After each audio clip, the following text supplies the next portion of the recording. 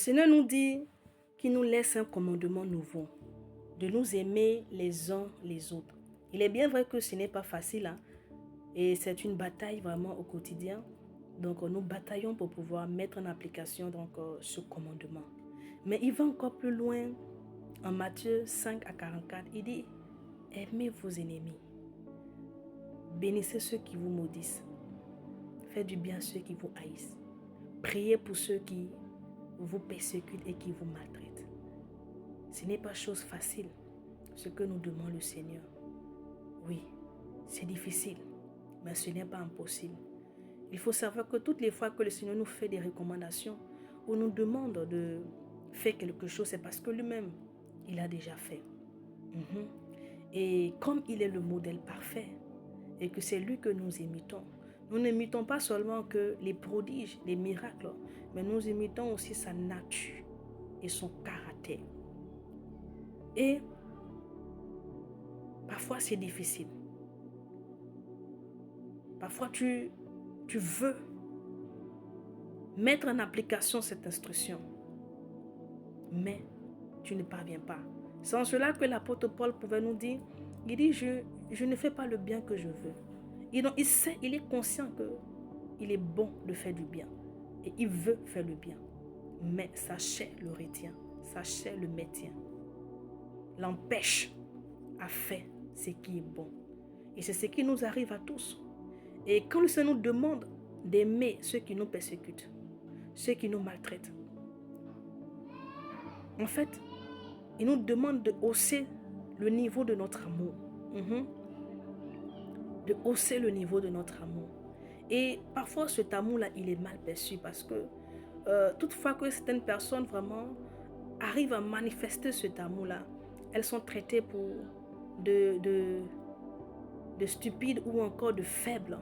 Et ce que le monde pense. Oui, lorsque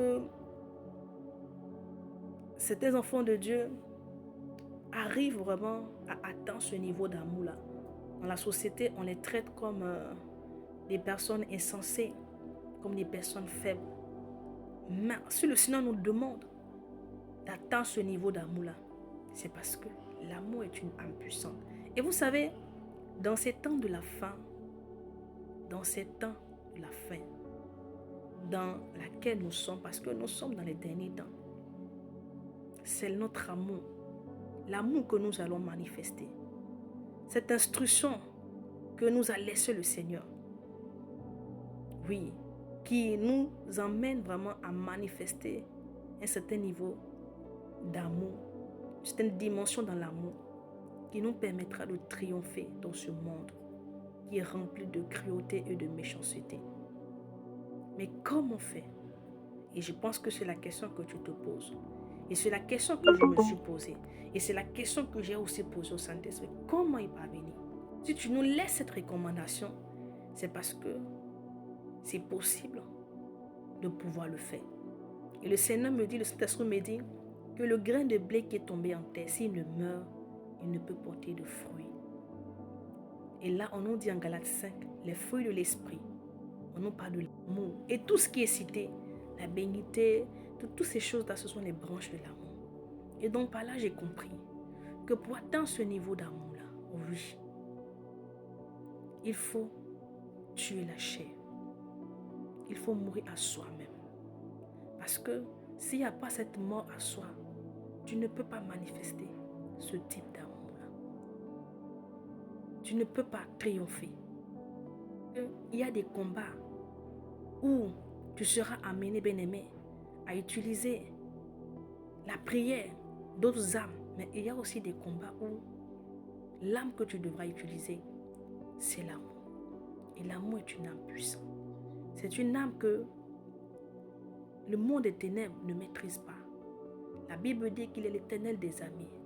Mais pourquoi n'a-t-il pas fait venir son armée pour libérer l'humanité?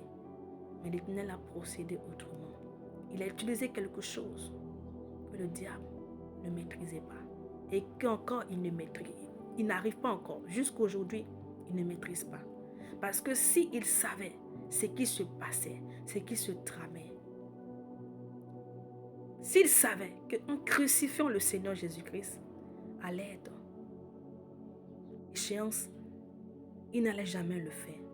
C'est parce que l'âme qui avait été utilisée, bien-aimé, était une âme qui ne maîtrisait pas dans l'amour. On nous dit il a tant aimé le monde qu'il a donné son fils par amour pour sauver l'humanité. Et donc, pour que tu atteignes ce niveau, parce que je crois que c'est une bataille pour tout chrétien. Et c'est ce que le Seigneur veut. C'est à ce niveau-là qu'il veut nous voir. Oui, à ce niveau d'amour, où nous sommes capables de pouvoir prier. Où tu seras capable de pouvoir prier pour celui qui est en train de te maltraiter, pour celui qui est en train de comploter contre toi, de pouvoir l'aimer. C'est à ce niveau-là que le Seigneur attend ses enfants. Et pour cela, et pour pouvoir le faire, il faut mourir à soi-même. Il faut tuer la chair. Sinon, tu ne pourras pas.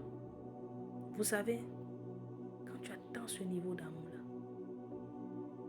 il n'y a rien que tu demandes. C'est-à-dire que il n'y a rien que tu demanderas à l'Éternel qui ne t'accordera pas. Moïse en est un exemple. Le peuple d'Israël, ils ont persécuté Moïse.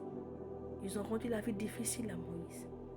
Mais quand l'Éternel s'est levé et qu'il avait résolu les balais de la terre, c'est ce même Moïse qu'ils ont maltraité, qu'ils ont persécuté, qu'ils ont haï, qui est allé au pied du Seigneur et qui est allé intercéder. Si tu n'as pas l'amour, tu ne peux pas le faire. Et Moïse avait cet amour-là. Il avait atteint ce niveau d'amour. C'est lui qui est allé intercéder. Et il ne s'est pas arrêté là. Il dit au Seigneur, si tu ne pardonnes pas, efface mon nom. Voilà pourquoi il a demandé au Seigneur, je veux voir ta gloire. Le Seigneur n'a pas refusé. Il lui a dit, c'est impossible de me voir et vivre. Mais il a fait une exception.